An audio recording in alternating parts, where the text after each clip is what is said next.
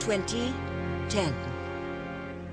The book of Revelation is a crucial text for the history of hell.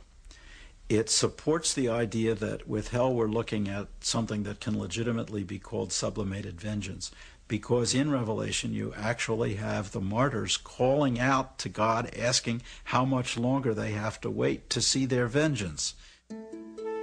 The Jesus of the Bible had made it clear that there was a next life to welcome you if you were without sin. But for years after the crucifixion, many disciples believed that Jesus himself was still alive, somewhere among them. To counter their false hopes, the tale was circulated that Jesus descended to the underworld after his death to bring the great patriarchs, from Abraham to John the Baptist, back with him to heaven. In the Apostles' Creed, this very early creed of the church, we say, born of the Virgin Mary, suffered under Pontius Pilate, crucified, died, and was buried. He descended into hell, and on the third day he rose again. That's a way of affirming very concretely that Jesus really died. This is the dogma of the church. The dead are raised to life. We believe in the resurrection of the dead and life everlasting. For us, personally, that's Christian faith.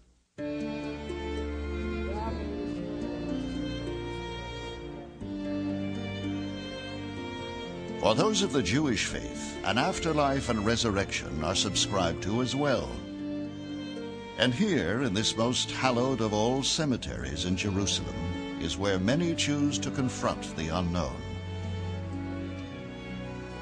But is the Jewish vision of heaven and hell the same as the Christians? In Judaism, there is no physical punishment, or for that matter, physical reward. The body separates from the soul. The body is buried. That's where all the physical pleasure and pain remains. What you experience in your life, you experience. Heaven and hell aren't two separate places in Judaism. The soul returns to be in proximity of God. Closeness to God is heaven. Distance from God is hell.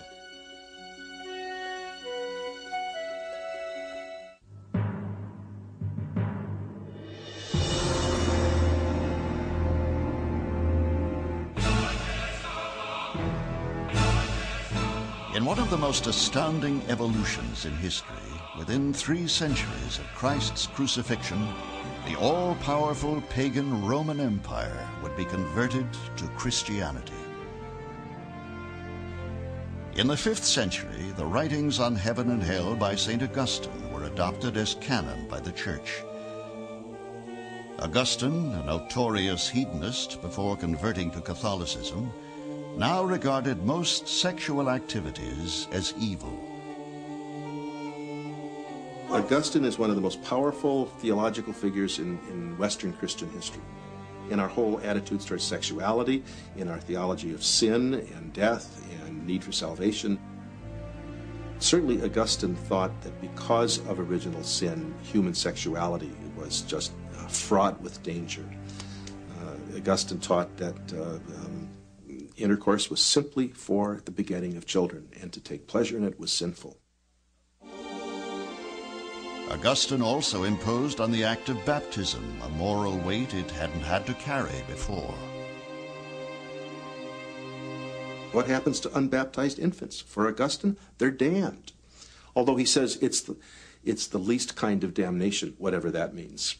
But he really has the sense that apart from grace and apart from baptism and apart from God's salvation in Christ, humanity is destined for hell. The impact of Christianity on how we picture our destiny after life has been formidable.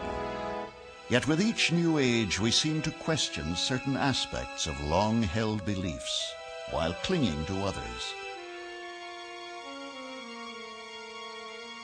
I'm a Catholic and I still believe in God and all that, but I think I can't imagine my God creating a place like hell. Wouldn't be the sort of thing he would do, you know. I hope to go to heaven and meet my husband up there and start a love affair, if not him, someone else.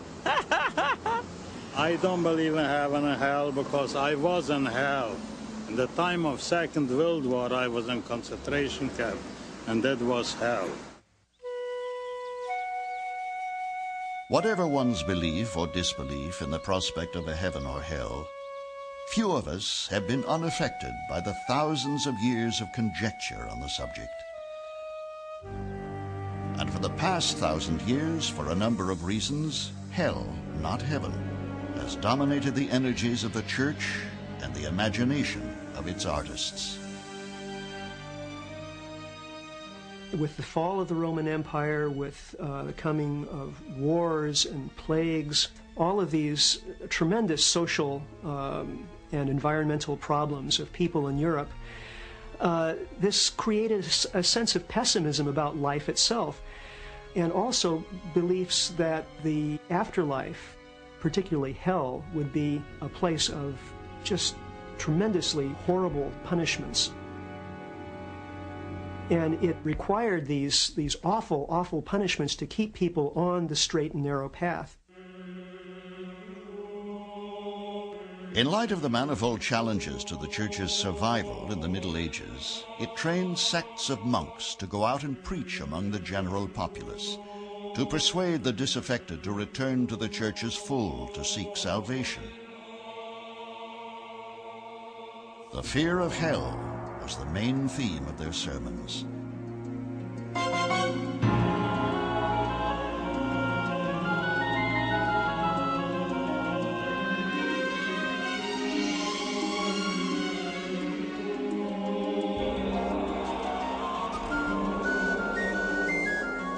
In the Middle Ages, you get wheels to which people are affixed, and the wheel spins, and the people turn eternally affixed to the wheels by their hair, by their genitalia.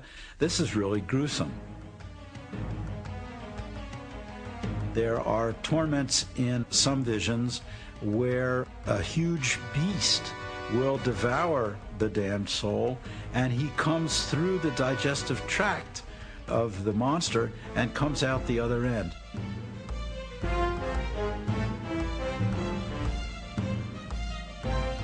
There's not logic operating here. It's a matter of a poetic vision of the worst possible sanction for the worst possible deeds. But perhaps the most intimidating feature of hell for those who might sin then as today is its permanence.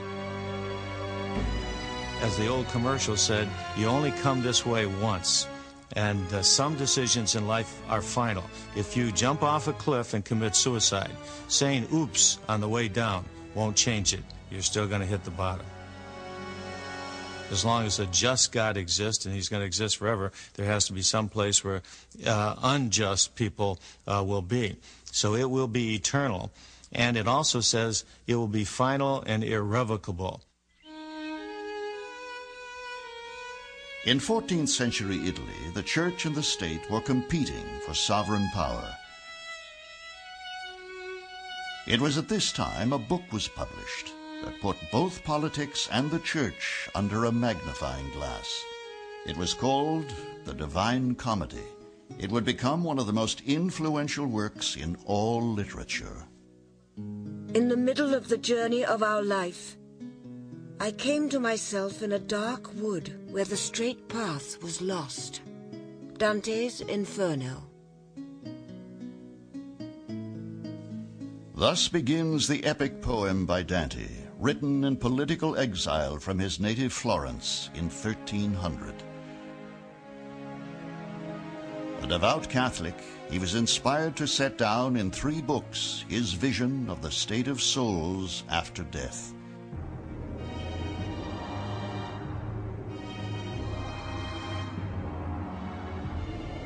He begins his journey by entering hell, Inferno, with Virgil, the esteemed Roman poet, as his guide. Along the way, they will meet both historical sinners and contemporaries of the poet, some actually his friends. For the first time, the sins of men and women are to be punished according to a sliding scale, as it were, of seriousness. Dante will descend 9 circles into hell before